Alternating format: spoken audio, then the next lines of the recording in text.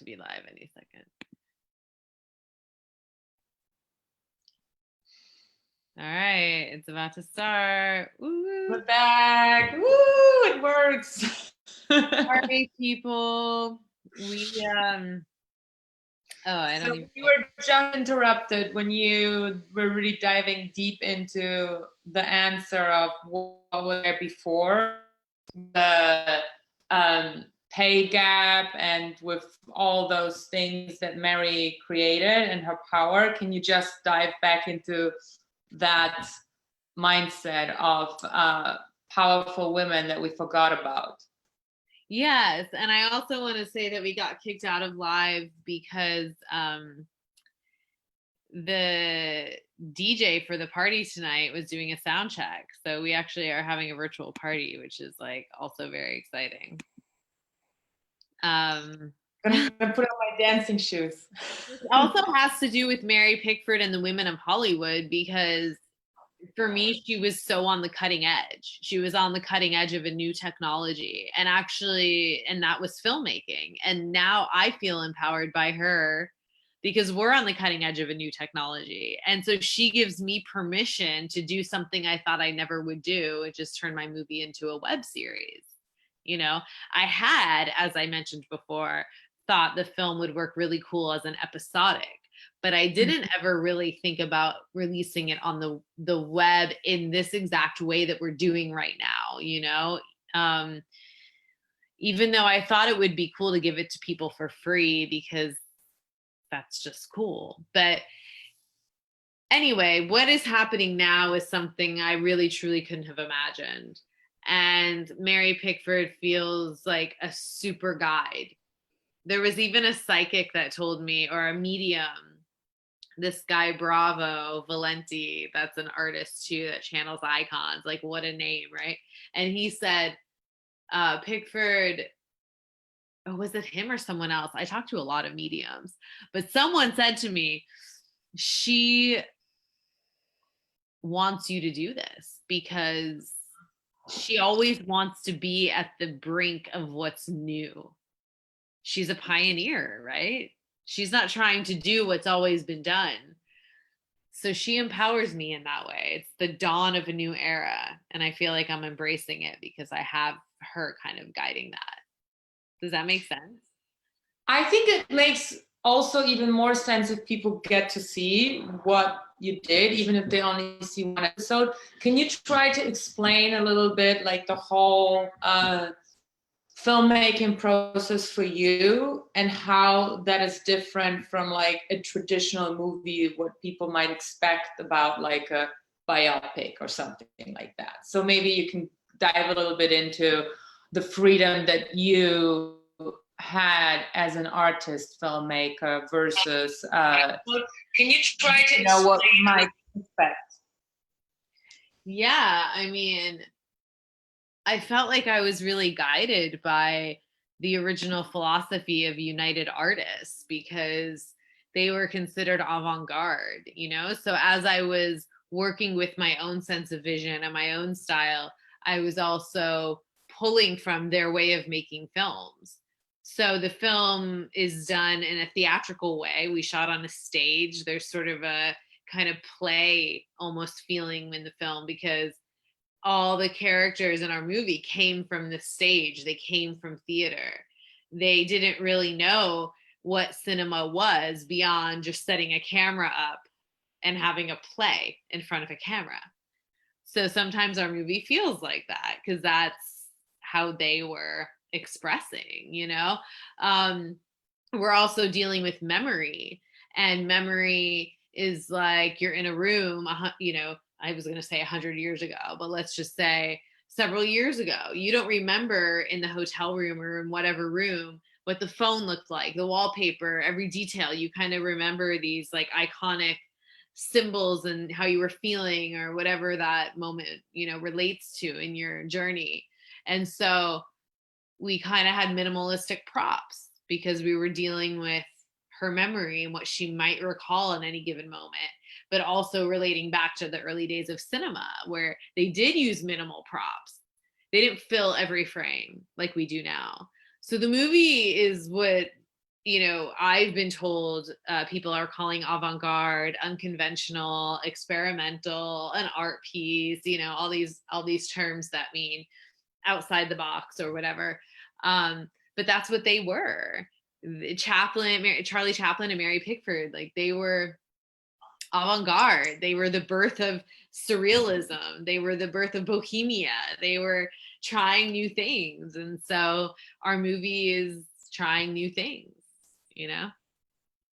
And was that like absolutely conscious of you that that's every single thing was happening, or did it just come together from you trusting and being kind of guided by it, almost by your own subconscious? Because that's sometimes how it feels. I'm not gonna say too much. I mean, I felt guided for sure, I had versions of the script that were much more conventional and beautiful as well.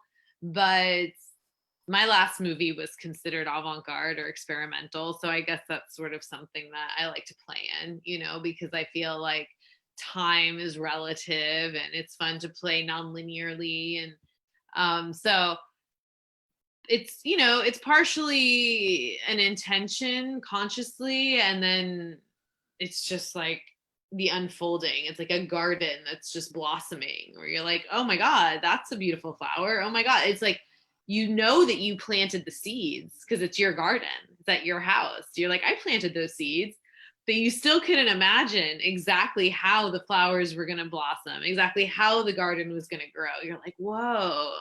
And you kind of forget that you even had any role in it. You're not going, oh, wow, I went and bought those seeds. That was really cool of me.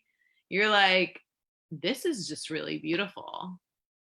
And talking about that process of the unfolding, I felt like the casting was such a special moment for you, how it all came together. Can you mention a few people who were involved, how you found them, who was there first, and how it all came together and kind of like felt right for you in terms of cast and crew? Because also everyone behind the scenes was part of a family, as much as I could tell from the one day that I was on set. But it gave like off a feeling of like, united family kind of spirit of deep rooted friendships. Yeah, totally. Yeah. I feel it sucks because we got kicked off of Facebook. So and then we're gonna have to go after this question because of our event. So this is such a good talk. We'll have to do a part 2, like after the launch, but I mean, everything came together so organically, and how much like I'm into synchronicity and just like following signs, and so are you. And in fact, the cast that was originally attached to the film wasn't even the cast that was actually in the film. But I feel like even those that weren't in the film were such a big part of getting the film made, and their energy really guided like the screen process, the making of it. So it was just such a wild series of events that led to different people. Like Sophie, our star, I met in actually through the casting director, but I had recognized her from Philomena and from Nymphomaniac, so I saw her in a casting grid, and I was like, who's that girl? She reminded me so much of Mary Pickford. And then I Googled her and was like, oh my gosh, she was in these movies I love, but I didn't even recognize her because she transforms. So I just met her on Skype, and then the actress that was going to play Mary Pickford before her ended up getting pregnant and like was going to be at a late stage of her pregnancy when we shot the film. So we weren't able to have her stay on the project, but she was such an incredible aspect to the process too. So then we met Sophie. And then Luke Arnold, he was from the show Black Sails. That was such a discovery because I had no idea who he was. And I met him in LA through the casting director and was just like, he um, had such an interesting aura. And yeah, it was just magical. And Angela McCluskey, it was like bizarre because I knew her as a friend, and she's a singer and she's a performer and she's so powerful. She's not known to be an actress, but she's a performer. And I was in the shower one day and I just literally saw her face as Charlotte. And that's such a departure from what she normally is in her life, and this very glamorous kind of role she embodies. And Charlotte was just like a mama, like a mom, an earth mother, like Irish immigrant. And I saw Angela's face and she said yes. And like, she was perfect, you know? And like, so I met people through personal channels, I met people through casting, but it was all very like, they very much embodied the energy of that particular character. And then my cinematographer was like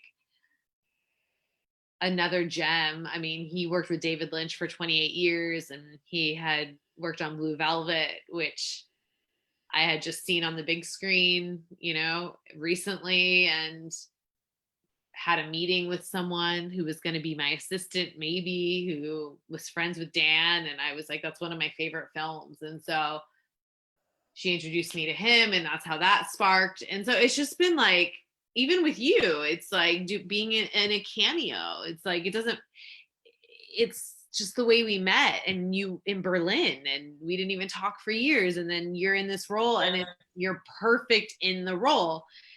Even the people that didn't speak in the movie are perfect in the movie. Like there's this alchemy and this magic. And I feel like it was a magnetic field, you know, where all these characters that were 100 years ago were sort of like bubbling, and the people that kind of stepped in were like these perfect matches. Didn't you feel like that? I mean, just even. Absolutely. I'm just remembering something else. There was like, you know, behind the scenes shooting going on. What is happening with that? Is this something you're going to release as well? Or I mean, yeah, I want to. I haven't done anything yet. We have released clips from behind the scenes, but not anything like super juicy.